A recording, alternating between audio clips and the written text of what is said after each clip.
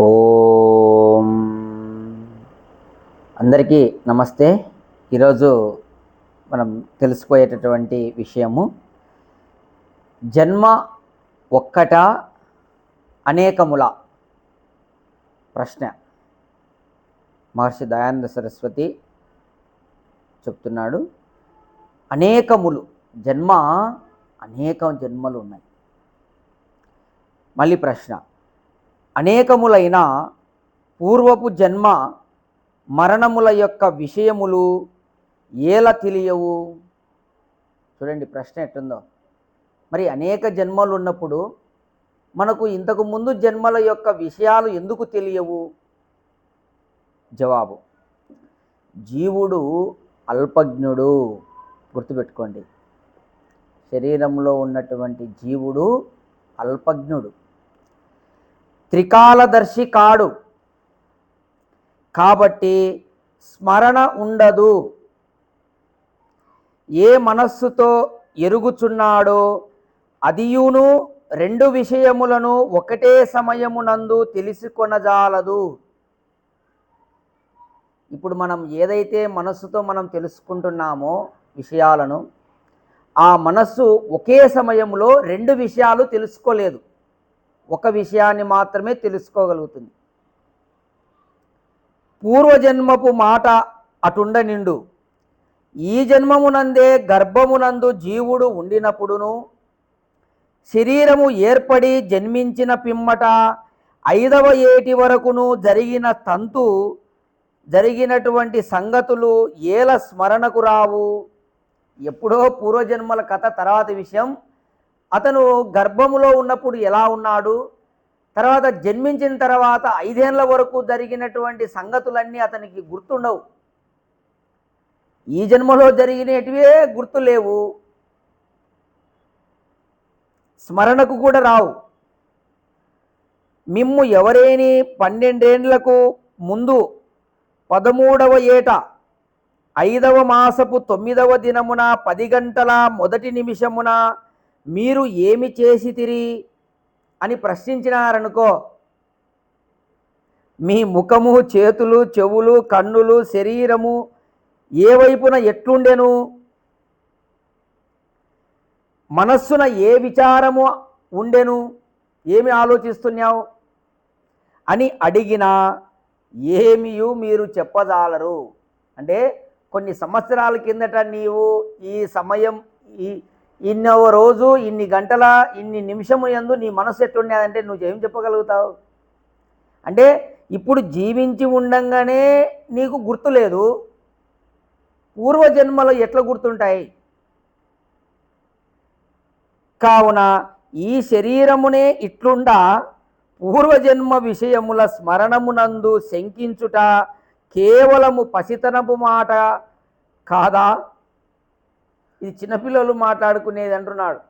ఈ ప్రశ్నే కాదు ఇది. మరియు స్మరణ లేకపోవుట చేతనే జీవుడు సుఖముగా ఉన్నాడు.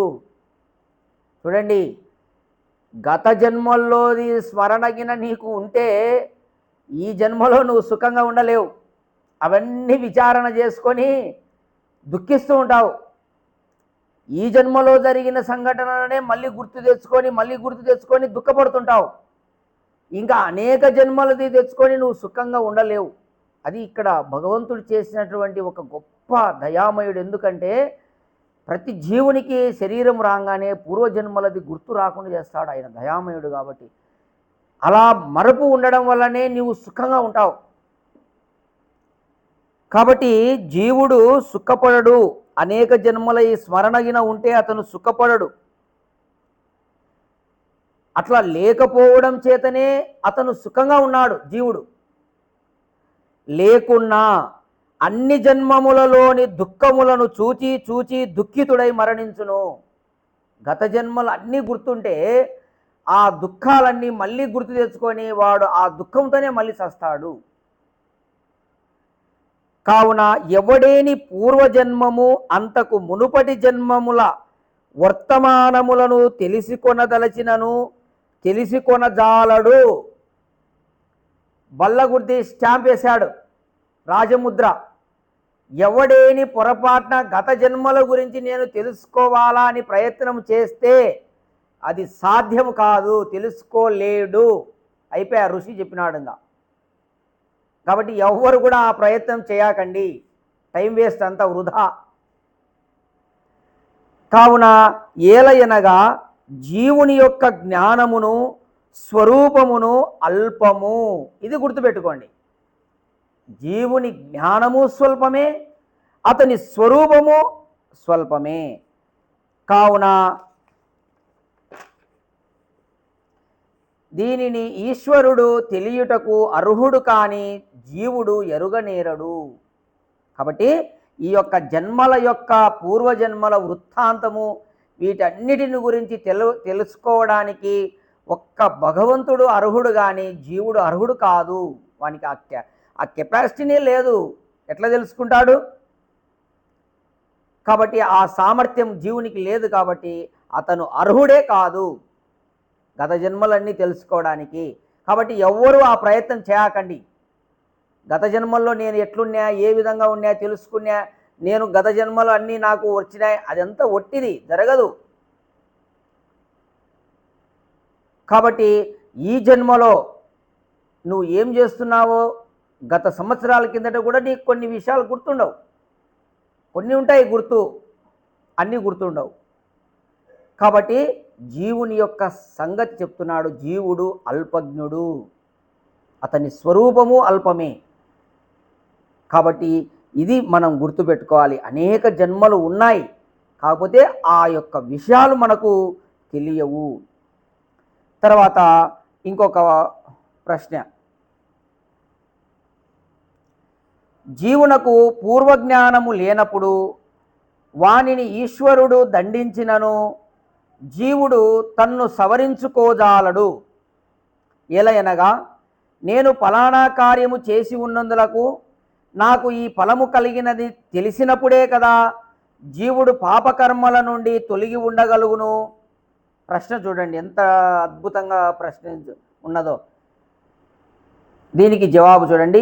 మీరు ఎన్ని విధములుగా జ్ఞానమును నమ్ముచున్నారు? ప్రశ్నకు జవాబు ఇది.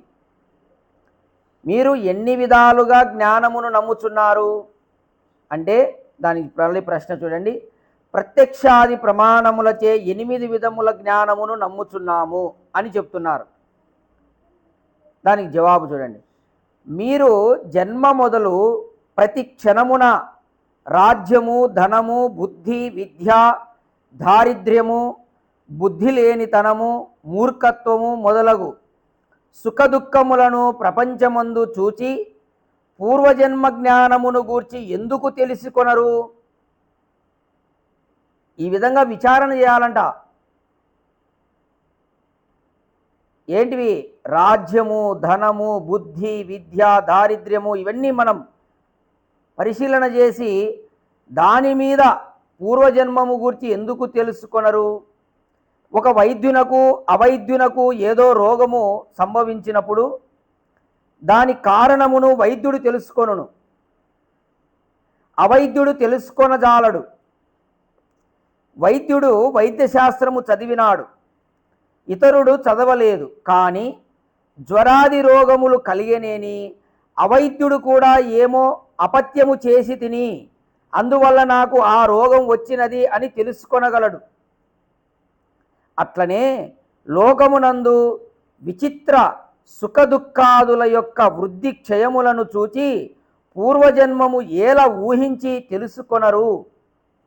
మరియు పూర్వజన్మము అంగీకరింపవేని పరమేశ్వరుడు పక్షపాతియగును.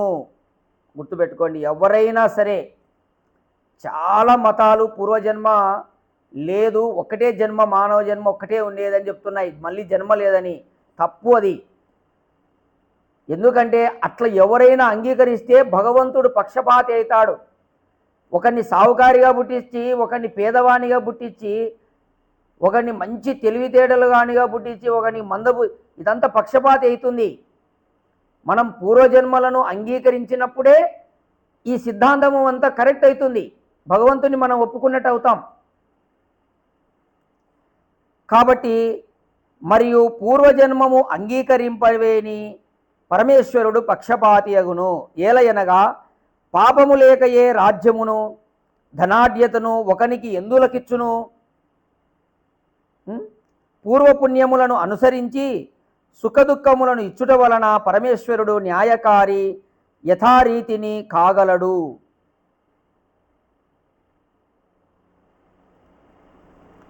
చూడండి, కాబట్టి ఈ విధంగా మనము ఆయన పాపపుణ్యాలను అనుసరించి మనకు జన్మలను ప్రసాదిస్తున్నాడు.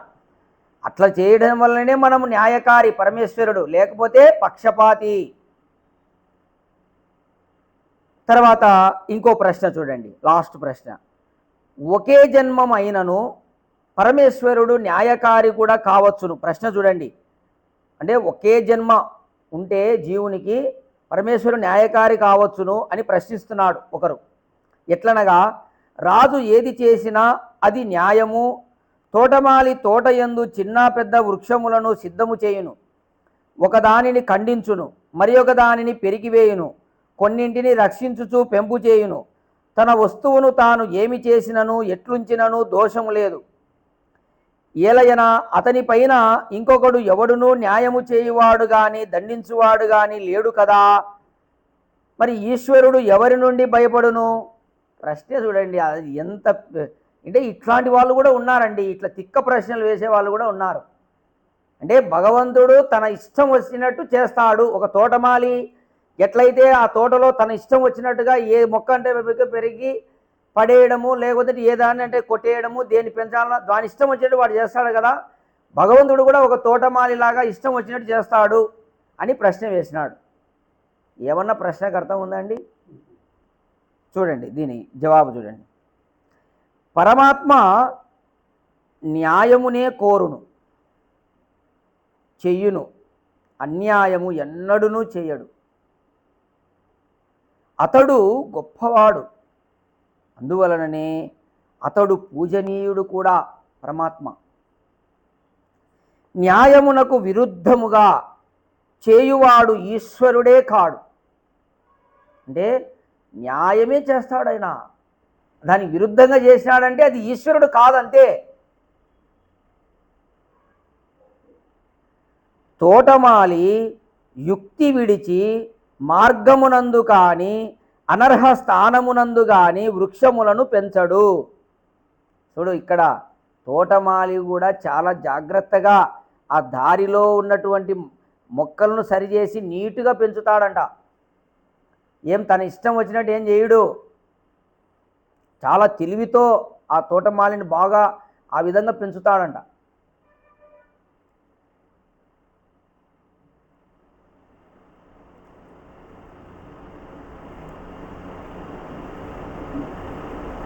నరకుటకు యోగ్యము కాని దానిని నరికినను, అయోగ్యమైన దానిని పెంచినను, యోగ్యమైన దానిని పెంచకున్నను అతడు దూషితుడగును. చూడు, తోటమాలి కూడా ఏది పెంచాలా ఏది పెంచకూడదో తన తెలివిని ఉపయోగించి ఆ తోటమాలి అందంగా దాన్ని బాగా చేసే విధంగా యుక్తితో చేస్తాడంట. నరకాల్సిన దాన్ని నరకకుండా, నరకవలసిన దాన్ని అది నరకకూడని దాన్ని నరకడం అట్లా చేయడు. ఏ మొక్క పనికి రాదో దాన్ని నరికేసి పడేస్తాడు, పనికొచ్చే దాన్ని బాగా పెంచుతాడు. అది తోటమాలి చేసే పని. అట్లా ఒకవేళ చేయలేదనుకో ఆ తోటమాలి, వాడు దూషితుడవుతాడు. ఒరే వీడు ఎవడు కరెక్ట్గా చేయలేదురా పని అంటారు. అంటే అందరితో దూషితుడు, అంటే దూషింపబడతాడు. అట్లనే కారణం లేక ఏది చేసినను ఈశ్వరునికి దోషము కలుగును. చూడు, అదేవిధంగా భగవంతుడు కూడా, ఈశ్వరుడు అంటే దేవుడు అని, ఇక్కడ భగవంతుడు కూడా ఏ కారణం లేకుండా ఈయన చేస్తే ఎవరికైనా అది దోషం అవుతుందంట. ఇప్పుడు ఒకడు చాలా కష్టాలు పడుతున్నాడంటే పడతాడు, వాడు అనేక పాపాలు చేసినాక పడకుండా ఎట్లుంటాడు? పడాల్సిందే, తప్పదు, ఇంకా దాంట్లో ఏం లేదు. ఒకవేళ అట్లా పడి లేకుండా ఈశ్వరునికి దోషం వస్తుంది. కావున పరమేశ్వరుడు అవశ్యముగా న్యాయయుక్తమైనటువంటి కార్యమే చేయును. పరమేశ్వరుడు న్యాయయుక్తమైనటువంటి కార్యమే చేస్తాడు.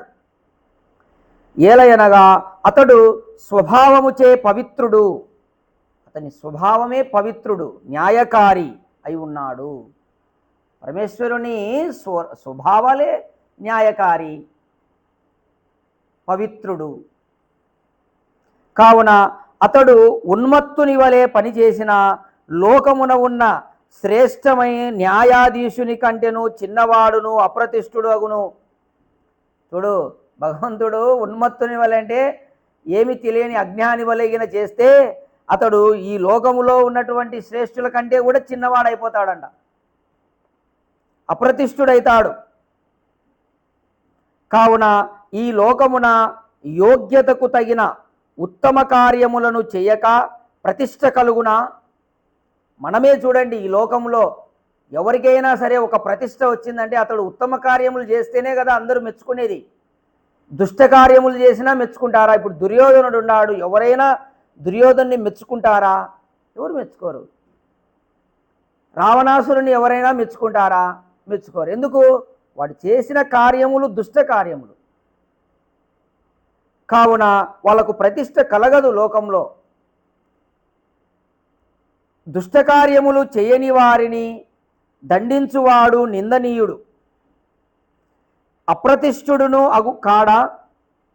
అంటే ఏ దుష్టకార్యము చేయకుండా అతన్ని నిందిస్తే అతను ఏమవుతాడు? దండిస్తే నిందనీయుడైతాడు, అతనికి అప్రతిష్ట వస్తుంది. అతను దుష్టకార్యములు చేసినప్పుడు మనం దండించాలి. వాడు ఏ దుష్టకార్యములు చేయలేదు, అతన్ని ఎలా దండిస్తావు? దండించినావు అనుకో, ఒకవేళ నీవు నిందనీయునివైతావు, అప్రతిష్ట కలుగుతుంది. అంటే ఇక్కడ ఏం చెప్పబడుతుందంటే, ఎవరైనా దుష్టకార్యములు చేయకుండా భగవంతుడు వాళ్ళను శిక్షిస్తున్నాడంటే అతను నిందనీయుడైతాడు, అతనికి అప్రతిష్ట కలుగుతుంది దేవునికి. కావున ఈశ్వరుడు అన్యాయము చెయ్యడు, అందువలననే అతడు భయపడడు. భగవంతుడు అభయుడు. ఎందుకు? ఆయన అన్యాయమే లేదు, ఆయన గుణమే కాదది. ఇది ఇక్కడి వరకు మనము తెలుసుకున్నటువంటి విషయము. అంటే ఇక్కడ మనం ఈరోజు తెలుసుకున్నటువంటి విషయములు ఏంటంటే, మనకు అనేక జన్మలు జీవునికి ఉన్నాయి. అయితే ఆ జన్మలన్నీ కూడా ఏం జరిగిన విషయాలు జీవుడికి తెలియవు. ఒకవేళ ఎవరైనా తెలుసుకోవాలనే ప్రయత్నం చేస్తే వాడు ఆ సమయం పోగొట్టుకోవడం తప్ప వాడికి ఎన్నడూ తెలియవు. ఎందుకనగా జీవుడు అల్పజ్ఞుడని చెప్పి మనకు ఇక్కడ స్పష్టంగా గ్రంథంలో చెప్పబడింది, మహర్షి దయానంద సరస్వతి. కావున అందరూ కూడా జన్మములు ఉన్నాయి అని గుర్తుపెట్టుకొని జాగ్రత్తగా మెలిగి, పరమేశ్వరుడు న్యాయకారి, నువ్వు ఏం చేస్తావో అదే నీకు వర్తిస్తుంది. నువ్వు న్యాయంగా మంచిగా జీవిస్తే అదే నీకు లభిస్తుంది మరుసటి జన్మలో.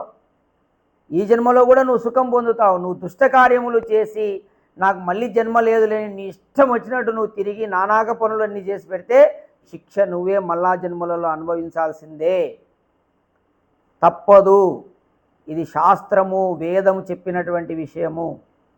కావున అందరూ ఈరోజు తెలుసుకున్న దాన్ని బట్టి జన్మలు ఉన్నాయని గ్రహించి మంచి పనులు చేస్తూ జీవించండి. భగవంతుడు సర్వసాక్షి, సర్వము వ్యాపకమై ఉన్నాడు, ప్రతి అణువులో ప్రవేశించి ఉన్నాడు.